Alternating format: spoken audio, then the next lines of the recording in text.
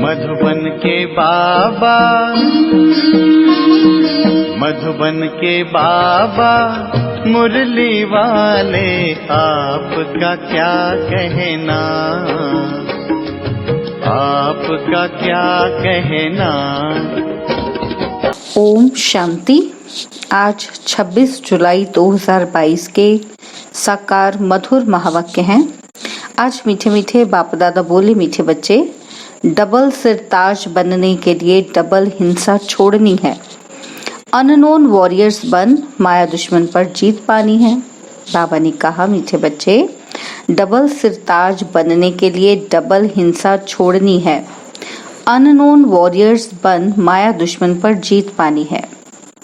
बाबा ने आज प्रश्न पूछा, छोटा मुख और बड़ी बात, यह कहावत किसके लिए और क्यों प्रसिद्ध है? और उत्तर में बाबा बता रहे हैं कि ये कहावत परमात्मा के लिए है। कैसे वे साधारण तन में बैठ इस छोटे मुख से तुम्हें बड़ी बड़ी बातें सुनाते हैं। गरीब निवाज बाप तुम्हें गरीब से साहूकार बना देते हैं। तुम बच्चे भी कहते हो कि हम जबरदस्त वॉरियर्स हैं।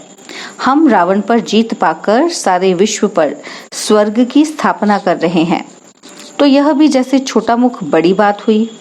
मनुष्य इन बातों को सुनकर हंसते हैं, समझ नहीं सकते। तुम्हारी जैसी बातें करना किसी को आएगा भी नहीं। मुरली का गीत है, आखिर वह दिन आया आज। ओम शांति। बच्चों ने गीत सुना और अर्थ भी समझा। निश्चय भी बैठा कि जिसे पतित पावन कहा जाता है वह बाबा अब आया हुआ है। पतित पावन के साथ गरीब निवाज अक्षर भी आ जाता है। इस समय सारी दुनिया नरक है, गरीब भी बहुत हैं, सारी सृष्टि ही गरीब है। ऐसा मत समझो रशिया अमेरिका साहूकार हैं, नहीं। जानते हो, इनों के पास जो कुछ थोड़ा है वह स्वर्ग की भेंट में कुछ भी नहीं है। भल सभी साधन वैभव इकट्ठा किए जाएं तो भी स्वर्ग की भेंट में कुछ नहीं। भल लिखते हैं चाइना इतना मिलियन पाउंड सोना खरीद सकते हैं, ऐसे तो अमेरिका भी बहुत साहूकार है।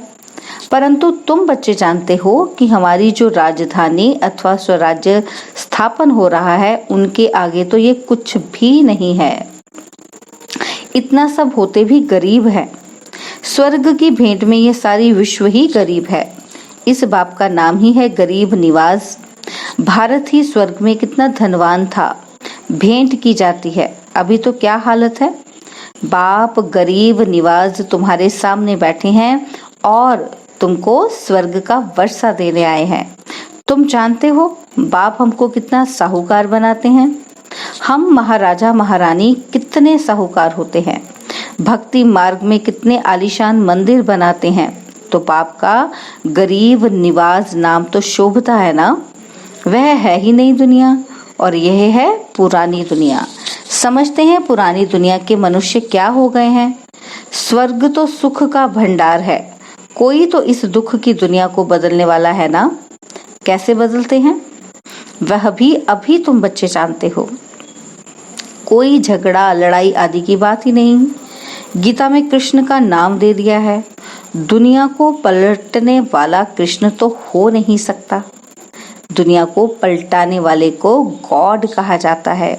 अभी तुम समझते हो कि बाप हमें क्या से क्या बना रहे हैं। हम तो कुछ भी नहीं जानते थे। बरोबर हम विश्व के महाराजा महारानी बनते हैं।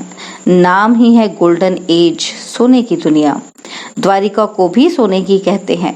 द्वारिका माना सारा शहर सोने का। तो जरूर इतना अथाह धन होगा। बच्चों ने साक्षात्कार भी किया है। बाबा कहते हैं जितना तुम आगे जाएंगे उतना घड़ी घड़ी साक्षात्कार होंगे। अपने देश के नजदीक आते हैं तो दिल में आता है कि अभी हम जाकर पहुंचेंगे। तुम जानते हो ये लड़ाई भी जरूर लगेगी, तब तो पुरानी दुनिया का विनाश होगा। जैसे देखो दिल्ली पुरानी थी, अब नई बनाई है।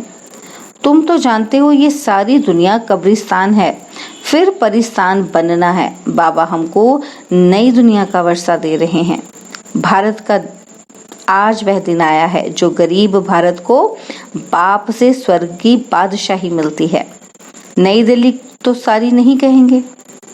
नई दुनिया में नई दिल्ली कहेंगे। गांधी जी कहते थे अथवा अभी भी कहते हैं कि राम राज्य हो, तो समझाना चाहिए जरूर अभी रावण राज्य है, तभी तो राम राज्य चाहते हैं ना।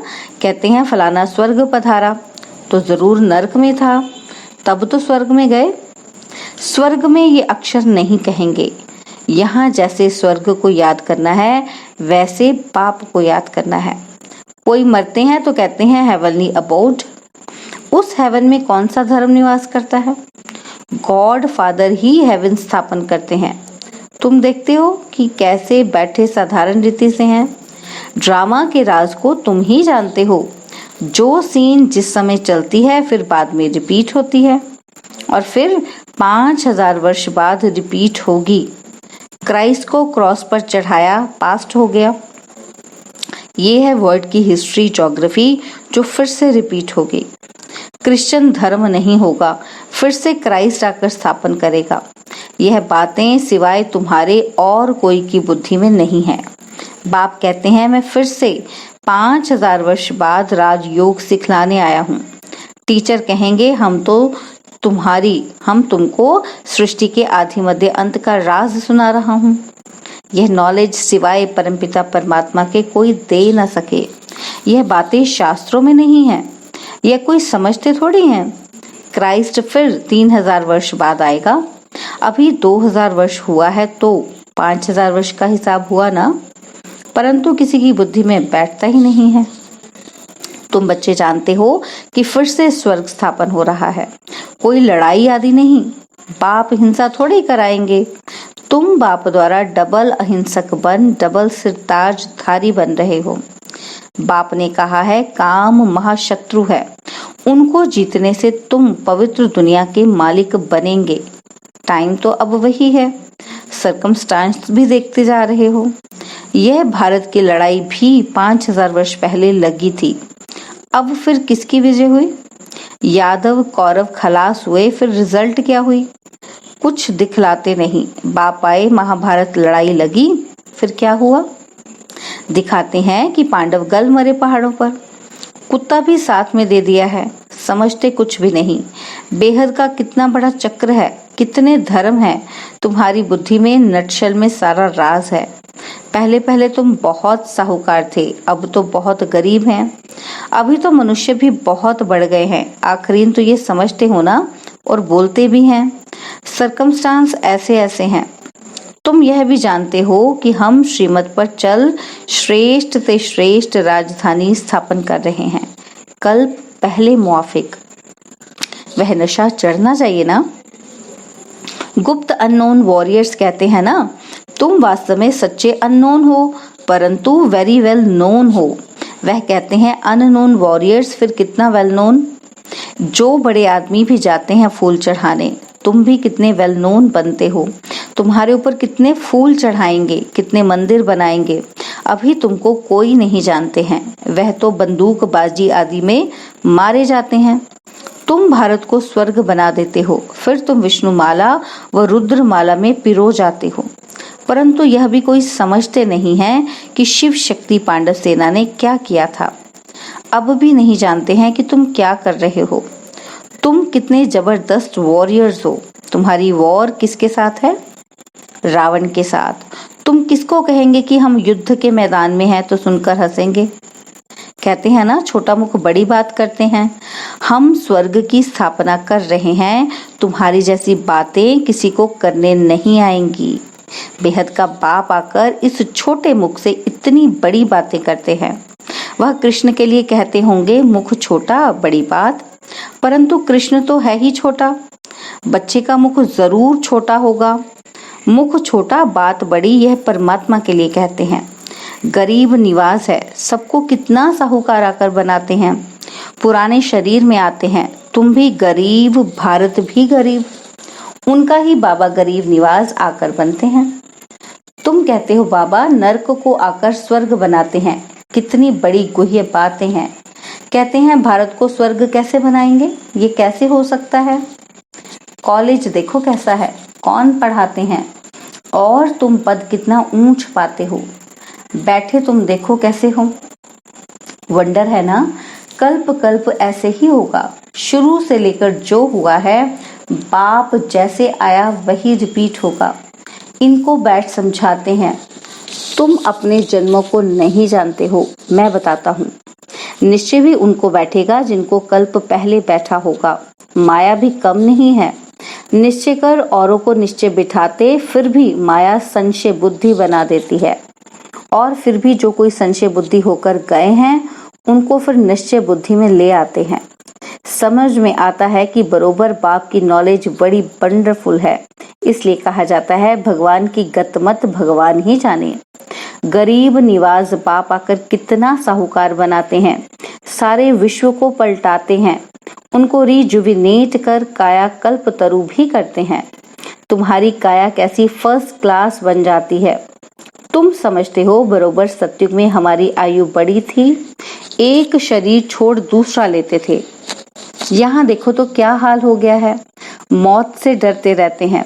तुम बच्चों को साक्षात्कार भी कराया है। तुम जंगल में जाते हो, कोई तुम्हारे सामने आते हैं तो उनको साक्षात्कार हो जाता है। यह तो देवी है, झट भाग जाते हैं।